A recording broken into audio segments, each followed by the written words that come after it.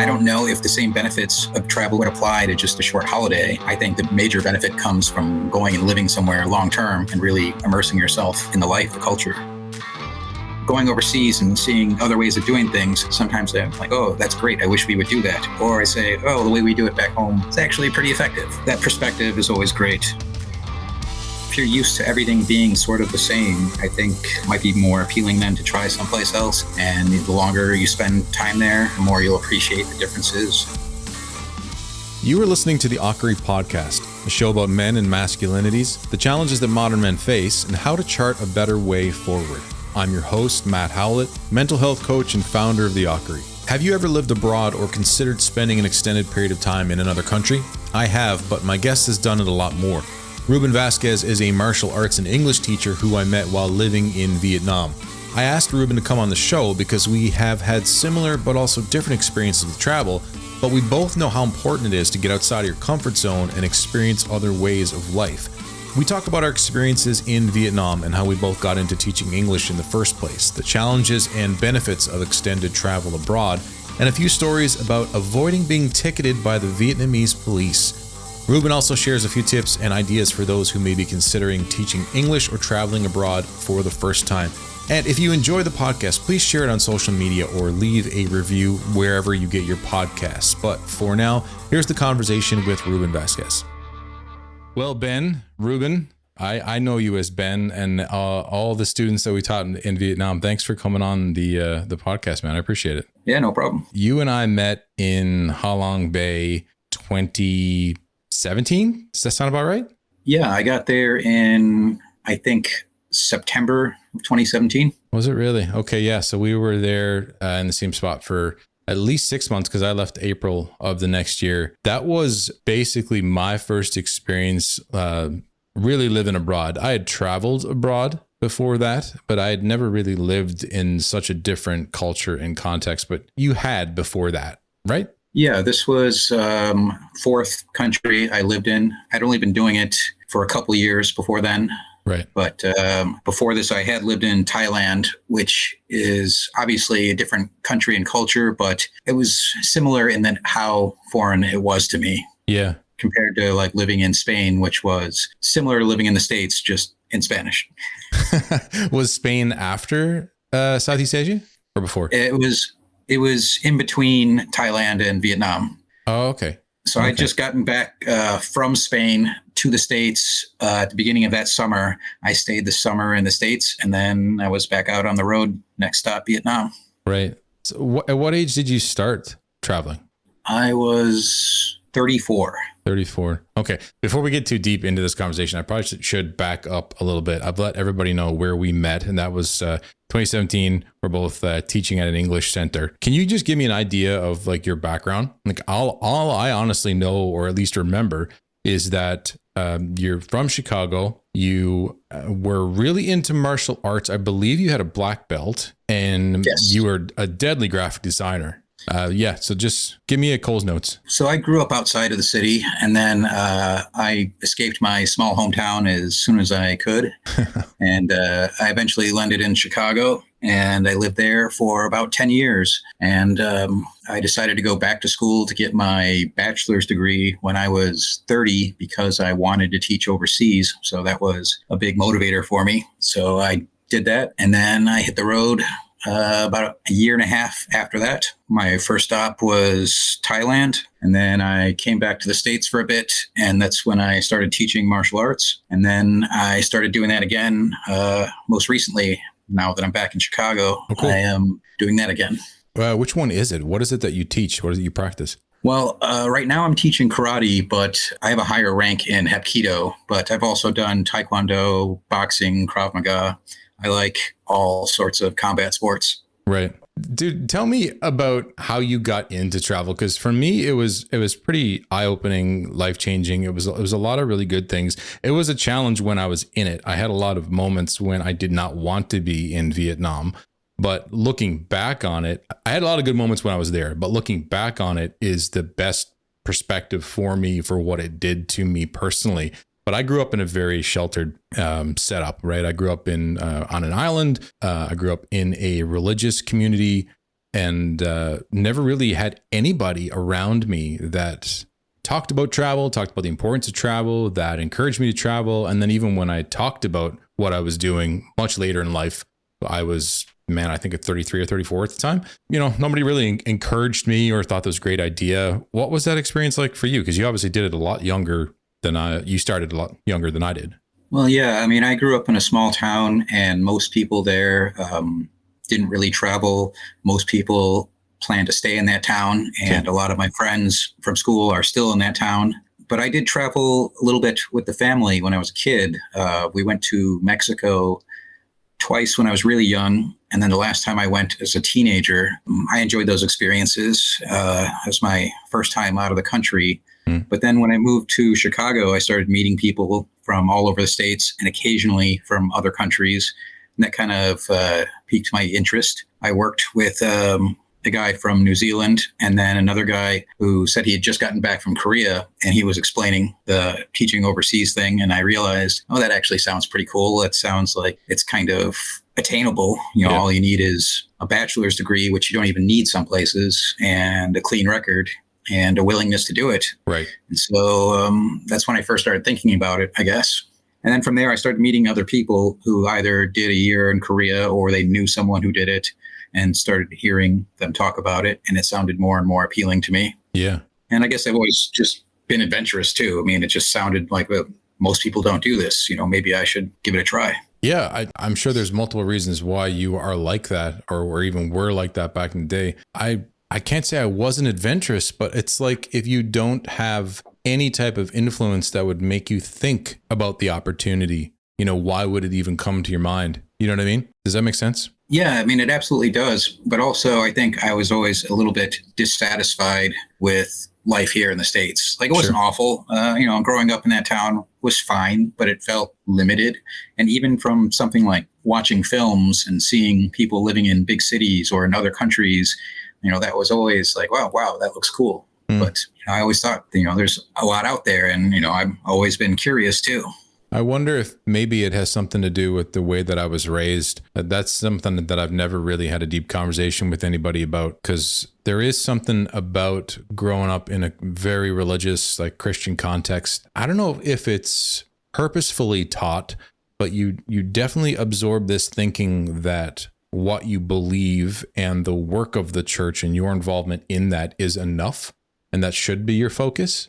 Does that make sense to you? Like, do you have a church background at all? Yeah, I was forced to go to church from a young age, and I never really enjoyed it. And then never went back after being a teenager. Right. But, I grew up around it, and a lot of my family on my mother's side is still very religious. And I don't know, the whole thing kind of left a sour taste in my mouth as far as the experience. So I don't have an overall positive view of it. Yep. But I understand the mindset.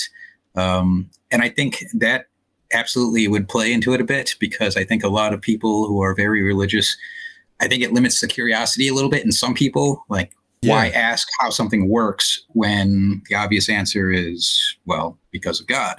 Right. And not for all people, but for a lot of people. And I think it teaches people, or attempts to teach people, maybe to be content and try to make the best of whatever their situation is. And I don't know overall if that's good or bad, but that's just kind of the impression that I've gotten. Yeah, that's definitely resonates.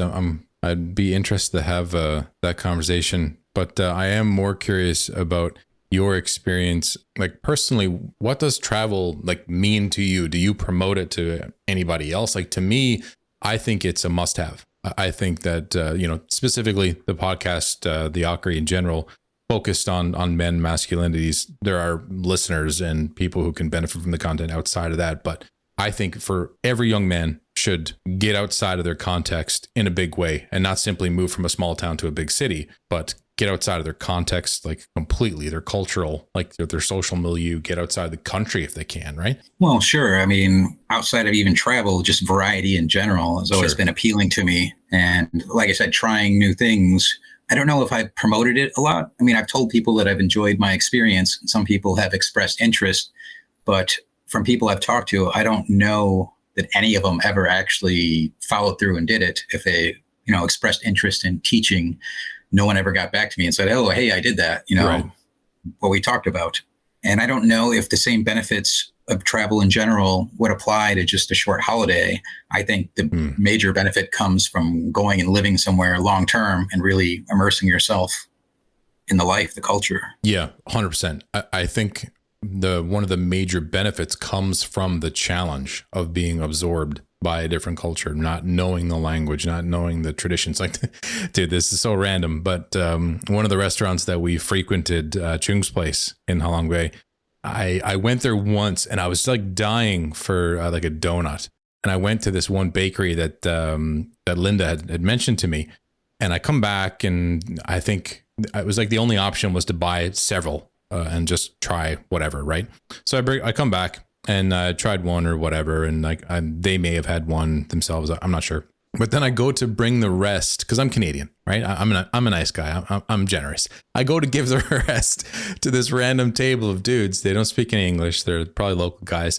And I come back and, well, I mean, first of all, they had a weird look on their face. Like, this is unexpected. Why are you doing this? And that kind of threw me off. But I should have known, right? In a totally different concept. And I had been there for not too long at that point. But then I come back to Lin and Chung and they're like, why did you do that? They're almost like, not really disgusted, but pretty close. It's like, you don't do that there, right? Because it's like they think, this is what Lin and Chung told me, that if you're going to do that, they assume that there's something wrong with what you're giving them. I mean, that's the perspective we had as children at school, like in the lunchroom. If somebody gives you some food, first question was, what did you do to it? Right. Well, you had some mean friends, I suppose. Yeah, I mean, growing up in the 80s in America, kids were mean. Yeah, you know, watch movies, bullies were a thing, and everybody was always doing pranks on each other and being ridiculous. Yeah, I just thought that these guys would like, I don't know. Obviously, looking back on it now, I think it's a little bit ridiculous, but in the moment, I mean, who knows? It depends now. Like if I was at a restaurant in the States and some stranger gave me some food, I certainly would not eat it because I'm suspicious. Sure. And I would be thinking like, oh, why are they doing this? But in a place like theirs where everybody kind of knows each other and it's a smaller town, I think I would be fine with it. Yeah. Yeah. And to clarify, this is not like you're walking into an Applebee's and, you know, you just go over to someone else's table and like, hey, like, this is great. You should try this shit, right? Right. I mean, especially if it's food from outside of that restaurant. It would be different if you ordered something from there and then brought it to them. And then, you know, it seems more legit. Yeah. What's your favorite story from that period of time from Halong Bay? Do you have anything that comes to mind? I mean, there were some fun times, but I don't know. Some of the stuff, I don't know if I want to admit to the world. There was an incident in traffic that was just ridiculous. This guy moved up his car when I was trying to get through, like perpendicular to him. Yep. And all he had to do was leave like a foot for my motorbike. And he saw that I wanted to squeeze through and he inched up enough to like not let me. And so I just forced it. And, you know, my bike kind of rubbed against his bumper a bit. Oh, shit. And I almost got stuck and he hopped out of the car and chased me on foot for a moment. And then I just kept driving. No way. I mean, that was kind of funny, but that was a little bit dickish. And maybe I should have just let him win that situation and gone around him. But it seemed like so deliberate on his part that I was annoyed and I probably shouldn't have done that. But I was laughing at the time. But then later I'm like, I stick out in that town. Like if he sees me later, he's going to remember me. Yeah, I suppose. I don't know if anybody else. I mean, a lot of us stuck out. Like I remember one of the South African guys, just really big dude. You know, he was like, I don't know, maybe 6'2", 6'3". I stuck out, I found. But I suppose you would as well. I mean, because heavily tattooed. You always have, I remember the chain. Yeah, I still have that. Yeah. So, I mean, oh, dude, so many. I don't think you can go to Vietnam and not have a traffic story. Like if you don't have a traffic story, you didn't go to Vietnam. Yeah, I had a couple of spills. Only one was bad, but definitely on a bike that at least fell over or crashed at least 3 or 4 times, I guess. Oh, yeah. Yeah, I've got a couple. Just because, well, for one, the roads are so bad. 2, the traffic is unpredictable. Like, I mean, you know, red means go, green means go, yellow means probably go.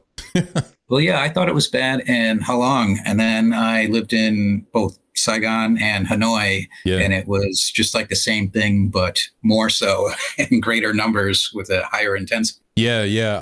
I didn't ride in Saigon. but I was there for 5 weeks. I was on the back of a couple what was it, grab bikes?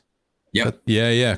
On the back of a couple grab, and that's a story in itself. When the little 120 to 160 pound Vietnamese guy shows up on his bike, and there's like a 240 pound big white guy, like just weighing down, like just riding dirty. I had that experience because I am the size of a typical Vietnamese man. Yeah. And if I had a big foreigner on the back of my bike, I thought it was going to be more of a challenge, but it wasn't so bad at all. It was, I thought it was kind of easy. Yeah.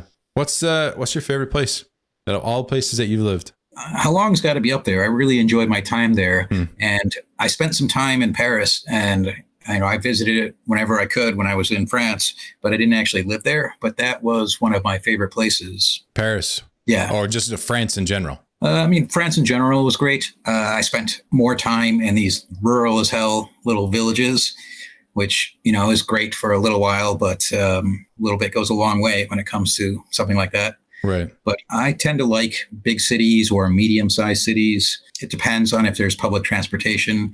If there's not, then someplace smaller. Halong was ideal because it never got so cold that I was miserable on the motorcycle. Yep. So, I really enjoyed that aspect of it.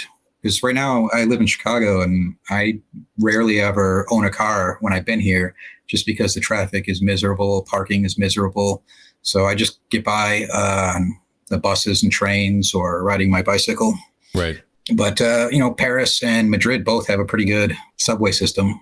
Right. So it made both those cities very appealing to me. Yeah, I enjoyed Halong. I'm not sure if I had more fun in Koh Samui, but that was in Thailand, that was a very shorter, more intense period of time where I was quite busy. Like we did, I went there for the TESOL course. I didn't have to. I had an undergrad like yourself. But I wanted the experience of it, because that was my main reason for going to Southeast Asia, was just to get out of the comfort zone, try something completely different where nobody knew me, meet a bunch of different people. But I don't know, man. Out of all the places now that I've been, because I've been to a few other places that I haven't lived in. But yeah, Halong Bay was a good choice. I got lucky there because I didn't research that. I just chose Vietnam because I knew that they paid well from my experience in Thailand, and went to Saigon, didn't love that place, and just picked Halong Bay. The school actually suggested another town. I don't remember the name, but then I just kind of pushed for Halong. How did you end up in Halong? Were you teaching elsewhere first? Not in Vietnam. So that company, they let us pick up to 3 spots from a list, and they had pictures and like a very brief description. Yeah. And I did not really do any research either, but I just saw the beach and it sounded nice. And that was really lucky because I enjoyed that town so much. Yeah. And placement is huge on whether you're going to enjoy your experience or not. And not only was that a fun town, but there were so many English centers there that, there was a good crowd of people. Yeah. At one time on our little WhatsApp group for just hanging out, I think we had more than 40 people on that list. So, that helped make that experience great. It was just made so many friends there. There was always people to hang out with. Yeah. Let me get your thoughts on something. Again, I'm thinking of Chung's restaurant, Wander Station, and written outside that place, I remember, not all who wander are lost. I don't know if I thought this before going there, but I know a lot of people do think that there's actually truth to the wanderers being lost. Like when I left, I had a blog at that period of time, and knowing my background, there was probably a lot of people who knew me, but I didn't necessarily know them here in Newfoundland just because of the nature of the work that I did at the time. When I left and did that first post being in another country, that was the most popular blog post. Like I think everybody that probably knew me clicked on that thing because the traffic just went through the roof, and I never had that again for any other posts afterwards. Right. But it was so out of the ordinary, for Matt to go and, sell his things and go live in Asia. And I wonder, I just want to get your thoughts on it. I wonder how many people actually think that and don't value that type of thing. Obviously there was a certain circumstance to why I did what I did, why I left, why I sold my things and whatever, but still the value of that experience. What are your thoughts on that? Well, I think if people viewed someone wandering as lost, it probably comes from the fact that most people want to put down roots and settle in somewhere. Sure. And so some of us just don't want to. Yeah. And, even when I came back this most recent time, I didn't really plan on staying here this long. And, I'm reluctant to put down roots. The only thing I've done now that kind of keeps me here is I have a cat. I don't think I could take that to Vietnam, but that is the extent of my roots here in this country. I feel like when I went to Vietnam, I talked to them and I took that job. And it was probably like 2 weeks from my first conversation with them to my landing in Vietnam. I've always been very quick to say, yes, I can take that job. Yes, I'll be there. I'll be there next week if you need me. Wait, 2 weeks from Chicago to Vietnam, or were you somewhere else? I was back in the suburbs there. I was just returned to the States and I was only there for 2 months. I was going to stay for the summer and I knew I wanted to go someplace else, at the end of summer. Yeah. And it was probably a little bit less than 2 weeks from my initial application and interview to already being here for there. Yeah. Yeah. And same with my first job for Thailand.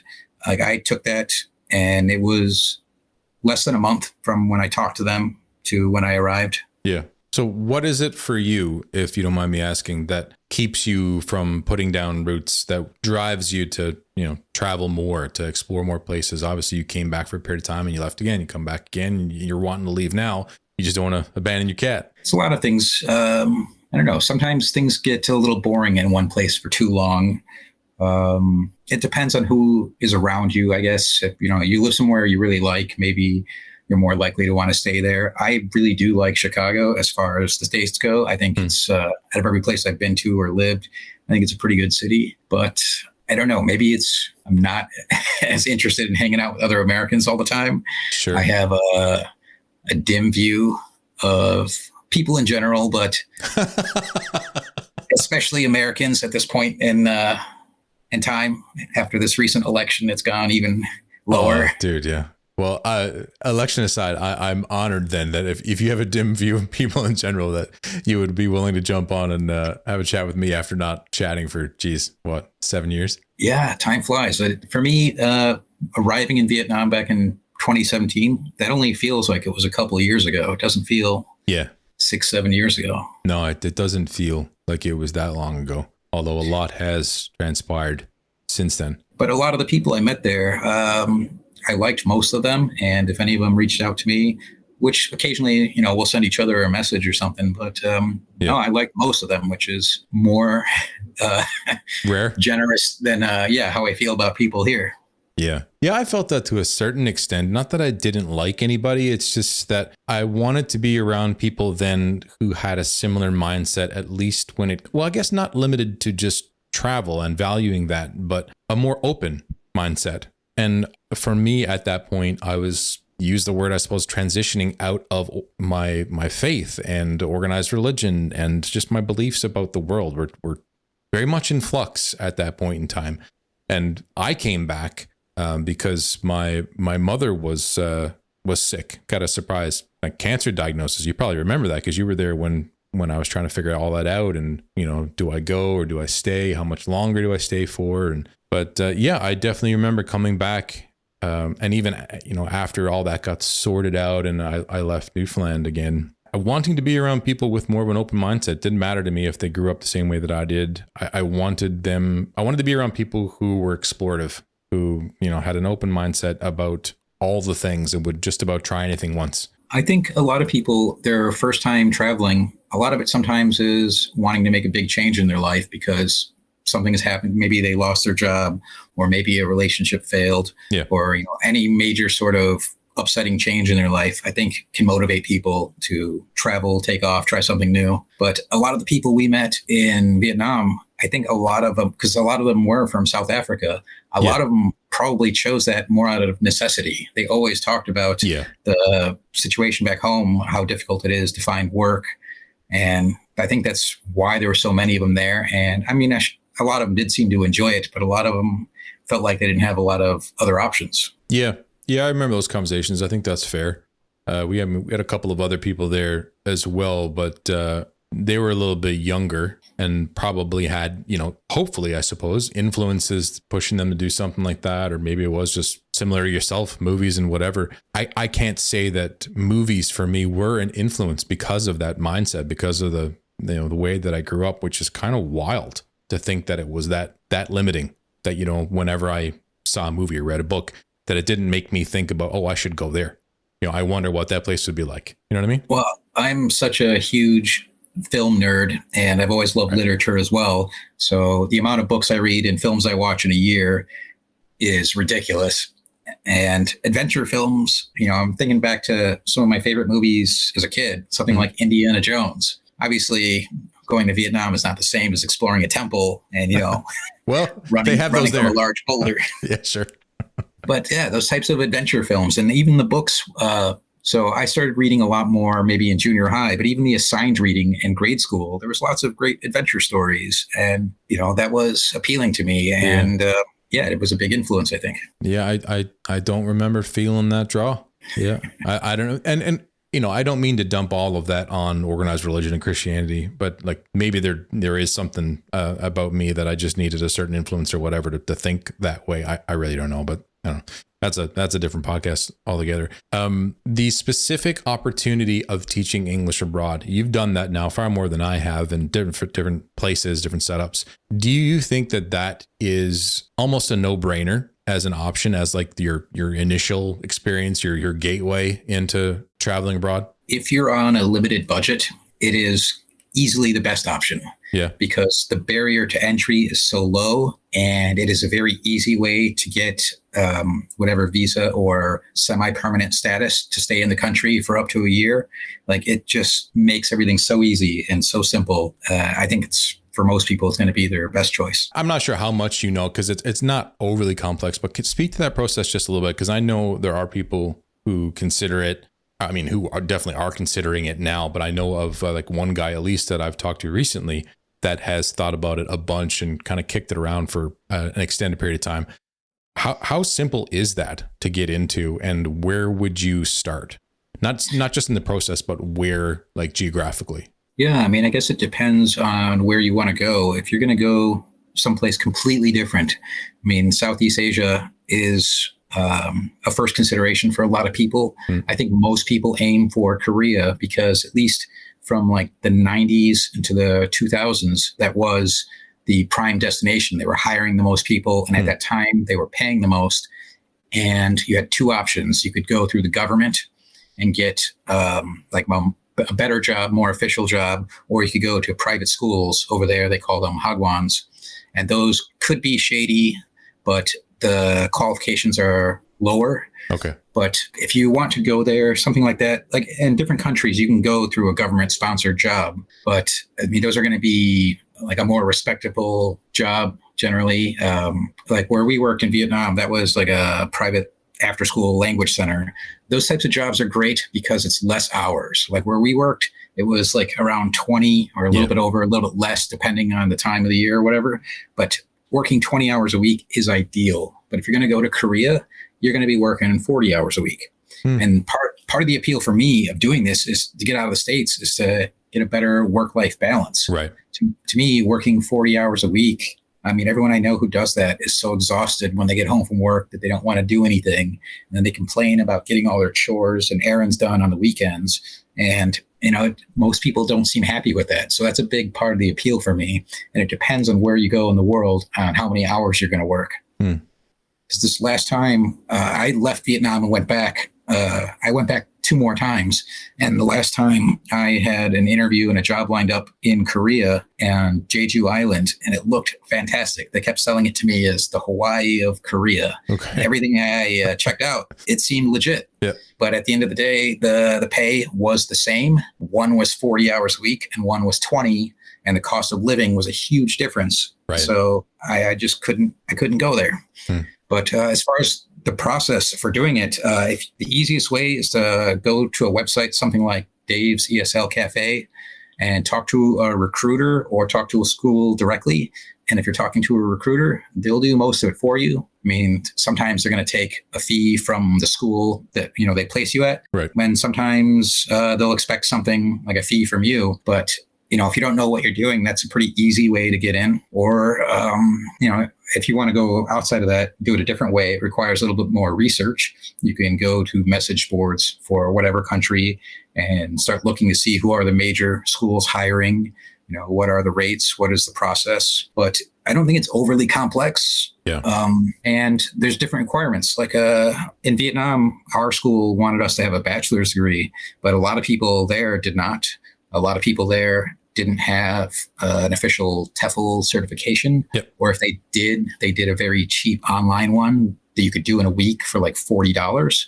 Right. But that is changing now because mine was a combination, a hybrid of in-class and online work. Okay. And in the last few years, what I've seen is a lot of places anyway, are asking for it to all be in person and for it to be over 100 or 120 hours of coursework. So, I'm not interested in going back and doing another one. I would think that my years of teaching experience would absolutely be more than enough. But no, I had employers in Vietnam this last time I was there saying, no, because yours is only 100 hours and 40 of it was online, we can't accept you. Right. They're just looking to check a box. Yeah. Yeah. Yeah. That's too bad. Yeah. It's definitely not complex or even really hard. From my experience, I did the TEFL and heard that Vietnam paid well and that was that, 20-hour week kind of average. Showed up in Saigon and got myself an Airbnb and just basically went and chatted with the 4 or 5 different English centers that I had put onto a note on my phone, right? Just found their addresses, got on the grab bikes, bounced around. I didn't have anything lined up. Yeah. A lot of people have said that they did that. They just went to the country first and then found a job second. I mean, I'm glad it worked out for some people, but I would never do that unless I had to. Is it because things have changed now as opposed to then? Or? Well, I'm very picky in my employers, and so many of these schools, these private language centers, are shady as hell, or they want you to work more hours a week. Sometimes a lot of them only offer 1 day off a week. Right. And yeah, even if you're working still 20 hours a week, 1 day off is not acceptable to me. Sure. Again, why would I leave here working 5 days a week and go somewhere else to work 6? Yeah. And yeah, I wouldn't want to get stuck with a placement or a school that I didn't like. And then once you leave a company, the clock starts ticking on your visa or, whatever time you have, because that has led to me leaving a couple times and then just going home for a little while and going back and sorting out another job rather than just trying to scramble to find something there. Right. Okay. So there's definitely some questions to answer. It's smart, I suppose, to do a little bit of research ahead of time and ask some questions. You've mentioned a couple resources for that. Where are you heading to next? Right now, I'm planning to stick around here for a while. My current job teaching martial arts, it is very few hours and the most I've ever been paid. So it's hard to give this up. And I have an apartment here in the city that I'm pretty happy with. And I have my cat. So I guess I'm going to be here for a while.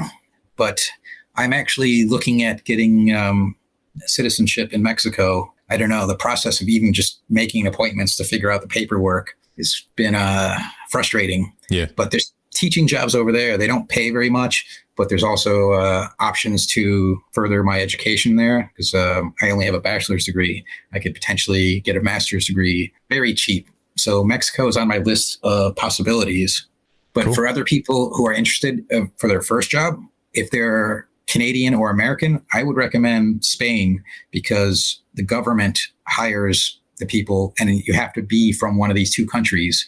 It's called the Cultural Ambassador Program, but you can find it and it doesn't pay a lot, but I mean, it's an official job and you can stay, you're contracted for 1 year with the option to stay for a second year. And you are, at least on paper, you're the assistant teacher. So you're not supposed to be teaching the classes by yourself. Okay. But most of the time you end up doing it anyway, which I did when I was there. But I was working 12 hours a week. Right. And the only problem was they had an age cutoff at the time was 35 years old, but then they upped it to 40, which was perfect because I was 35. So I was right on the cusp. Yeah. But then I believe now it's 40 and the Spanish government is not super organized. So people were paid late occasionally, but you do get paid. Even if it's late, they're not going to just rip you off like some shady private school. Yeah. Yeah. I mean, I like the experience there. Most of the people were fresh out of college or taking a gap year in college because I don't think you even really need the bachelor's. I think maybe an associate's will do. Okay. But and it won't be as jarring of a change as, say, Southeast Asia. And a lot of Americans will speak a little bit, maybe a beginner level of Spanish, just Right. from being here. So I think that's a pretty good option for a lot of people. And Yeah. I've definitely recommended it to people. Sounds like an easy way in for Americans specifically. Yeah, I met someone in a bar here in Chicago. I don't know. I just started chatting with her and she said she just got back from Spain and she explained the program to me. And then I looked it up online and applied to it. And yeah, I took that job almost right away. I've never been. I would love to go. We're hoping to do a Southern Europe trip at some point in the next year. One of our friends actually is looking at getting married in Spain. Oh, wait, are they engaged at this point? Yes, I can say this over the internet. Yeah, they are. I'm pretty sure it's a done deal. So we're going to try and get over there. I've been trying to learn some Spanish on Duolingo because I did not grow up learning Spanish. French is our second language here. Well, that's actually great for Canadians then, because I had a friend who taught in France, and one of the requirements there is they want you to at least speak a, maybe not completely fluent, but a beginner to proficient level of French. Right. And those jobs are also, I believe my friend worked through the government there as well. And so that's another option. That one it didn't pay quite as well as Spain, but I mean, France is just a nice place to live. I think a lot of people would jump at that opportunity if they could speak French. Yeah. Well, dude, listen, it's been great catching up with you. You've got a ton of experience in this. I think this is going to be at worst inspiring and at best, like this is probably just some of the information that you need just to get going. Sure. Yeah, it's been great catching up with you. I haven't seen you in forever. Yeah. But I mean, when you said the topic, the benefits of travel, I was thinking about it a lot, and I don't know that it's going to be beneficial for everyone. I think if you're a curious person and you're interested in the world around you, it will absolutely benefit you. But there was a great SNL skit a couple of years ago, and Adam Sandler came back and hosted, and it was called Romano Tours. I recommend people watch that because the great bit on it is he's dealt with so many people who didn't enjoy their trip to Italy. And so he keeps giving out these warnings that if you're unhappy where you are now, you're still going to be unhappy. You're just going to be unhappy in Italy instead. And I would recommend people watch that before you make a life-changing decision, thinking that, you know, you're going to escape your problems and they're not going to follow you. Right. But if you are interested and you are curious, I do think travel would benefit a lot of people. Yeah, that is hilarious. But that is great life advice. And I love that it's coming from an Adam Sandler SNL sketch. Because I mean, that's the truth. Like, you know, for me, I just wanted something different. I needed an experience like that to help me process what I was going through. I wasn't necessarily an unhappy individual that was, you know, just kind of going to a different place to be unhappy there. But I get exactly what you're saying, because that is so true. I know so many people who just do like a short cruise, or they'll go to an all-inclusive or whatever, but that has its own benefits, but in no way are they the same. Like to go and live somewhere, geez, I don't know, man. How long do you think you'd have to live somewhere to really reap the benefits that we've kind of been talking about here? Anywhere from a couple of months to a year. Yeah, that feels right to me. You got to be there long enough that there's some rough edges, there's some challenges, there's some things that you got to figure out that just don't make sense, that are different, and your worldview is challenged. Yeah, I mean, if you grew up somewhere that, I think the U.S. is generally kind of the same. Yeah, little cities and regions are a little bit different, but if you're used to everything being sort of the same, I think it might be more appealing then to try someplace else. And the longer you spend time there, the more you'll appreciate the differences and maybe appreciate your situation. Because maybe, like, I've definitely thought, oh, there's a lot of things I hate about the States, and they still are, for sure. Yeah. But going overseas and seeing other ways of doing things, sometimes I'm like, oh, that's great, I wish we would do that. Or I say, oh, the way we do it back home is actually pretty effective. So just that perspective is always great. Yeah, it definitely would change your perspective on what's going on back home. I missed clothing sizes when I was there. I found it very difficult to find a sweater. That was my biggest challenge, because Halong got a little colder than I expected it to. Because I'm thinking, Southeast Asia, they don't have winter, but they sure do. Like it got like, I don't know, maybe 5. So on the bike, that feels a bit crisp. So I was trying to find a sweater. I I found one at one point. Yeah, I was an off the rack guy in Vietnam, but that definitely, if you're a big guy, in either direction, you might want to pack accordingly. Yeah, pack accordingly. That's the next bit of advice from this episode. Yeah, like I said, I didn't do a lot of research, and I didn't have any big negative effects for that. But because my size was ideal. But yeah, definitely look at the climate, the weather, safety, all of these things, and be on your best behavior. Yeah, no doubt. You're a guest in their country and the laws might be different. So try not to go there and be an asshole. And then, just do a little bit of research. Yeah. Talk to some people. Watch YouTube videos. I've noticed in the last few years. Yeah, that's what I did.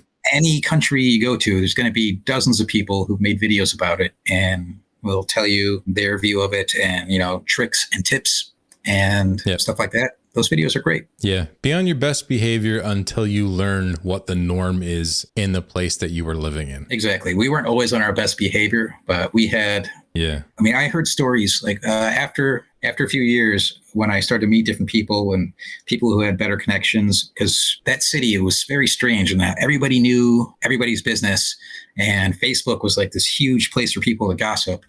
But yeah, it was interesting. But then eventually someone told me that all of the police in that city were bribed by the businesses to leave us alone, which is why anytime I didn't want to wear a helmet, I never got pulled over. If I was going through I never heard that. There was roadblocks they would set up occasionally in the night. And when I would roll up on my bike, they would look at me and just wave me through. And everyone else had to take like a breathalyzer and talk to them. Where was they this? Would see me. That was in Halong. Dude, I never got stopped. I rode maybe once or twice with a helmet and I just got sick of it. Just the heat. I couldn't handle it. I couldn't see like periphery. Right. And I never got stopped. Well, there was a time when they were doing like a national push to try to enforce DUI laws, because I saw a few accidents and people there tend to be a little bit more cavalier about driving after having a few drinks. Yeah. So there was a time for like 6 months when there was constant roadblocks late in the evening, like after midnight on the highway in between the two parts of town, where they would just have roadblocks and they always just waved me through. I never had an issue there. No way. But I never heard that the businesses would pay the police. Are you serious? Well, if people are getting tickets and getting, fucked with for a little, sorry, probably, I don't know. No, you're good. You're good. If they're getting messed with up for, piddling little things, it's not going to be as big of a tourist destination. But people know they can go there, they can drink, they can have fun. And this actually reminds me, at the beginning, you asked me one of my favorite stories from Vietnam. Oh, here we go. Now I remember one. There was a new bar that opened up in Halong, like a small little one, not anything that's going to draw the fancy tourist crowd. Yep. Like a dirty little bar with a pool table. But everybody knew since it opened that was a place you could buy weed. Okay. And I don't really smoke, so I wasn't very interested in that. But all my friends were going, and so I decided to go. And I was there with my roommate, and he brought his bong. And people were, packing it up, passing it around in a circle. Yep. And there's Westerners and Vietnamese people together smoking. And this Vietnamese guy passes it to me. And I'm like, oh, no, thanks. And I pass it along. And then he starts chatting me up, asking me, where I work. And I told him. And he's like, oh, you must know my sister. She works there. And he mentions her name. I'm like, yeah, I know her. She's great. And I'm like, what do you do? And he's like, I'm an undercover cop. And I'm quiet for a moment. And I'm like, oh, that's probably interesting, right? Yeah. And we start chatting. And he's got weed. He's putting it in there, and he's packing it, smoking it, passing it along. And you don't know. Is he joking? What's going on? So I went to work the next day, and I talked to her. I'm like, hey, I met your brother. Yeah. She's like, yeah, he told me. He said that you were a good boy. You didn't smoke anything. And I'm like, you're a good boy. That's yeah, good. I don't really smoke, but is he an undercover cop? She's like, yeah, he's an undercover cop. Just so nonchalant. Jeez. All right. Well, he blew his cover because now I know, but yeah. I found all that very interesting there, man. I like I said, I never got stopped. I went past cops often. Actually, my only experience, where I actually had an interaction with the police was on my way from Hanoi to Halong. I bought the bike there. And what happened was I was planning on using my phone for GPS and just riding to Halong. Never had ridden a motorcycle really in my life up to this point. But my phone, I had like a little rain accident in Hanoi where I put my phone in an exterior pocket on my waterproof jacket. Of course, waterproof jacket caught all the water and it's waterproof, so it just held it. And so my phone was in this like rain bath for however long I rode around. Ruined the phone, didn't have GPS, just guessed my way and kind of charaded it out with a couple people whenever I wasn't sure, and made it there just fine. But along the way, I was on a highway that apparently motorbikes weren't supposed to be on. The new one? Yeah. I didn't know that. I'm not sure if I ignored the sign. Dude, it was a while ago. I don't remember. It doesn't matter. Anyways, this cop pulls me over, and then within 30 seconds, there's 5 other cops there.